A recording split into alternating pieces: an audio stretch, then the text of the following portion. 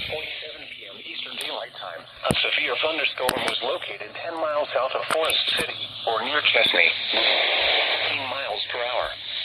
Hazard, 60 miles per hour wind. Source, radar indicated. Impact, minor hail damage to vehicles is expected. Expect wind damage to trees and power lines. Locations impacted include Boiling Springs, South Carolina, Cowpens, Mayo, Chesney, Cowpens National Battlefield, Harris, Cliffside, and USC Upstate. For your protection, move to an interior room on the lowest floor of a building. Please report damaging winds, hail, or flooding to the National Weather Service by calling toll-free 1-800-267-8101 or by posting on our Facebook page or post it to X using hashtag NWSGSP.